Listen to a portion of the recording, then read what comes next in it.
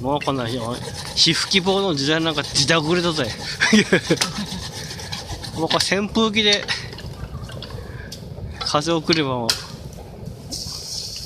初心者でも簡単に火がつく。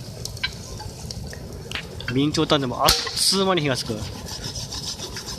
初心者こそこういうのがいいです。ヘクサコンロのいいところがこのヘリのとこにこうクリップがこう止めれるっていうのが非常に簡単に火がつくんです。これはおすすめ、初心者にこそ試してほしいおすすめのコンロになっております。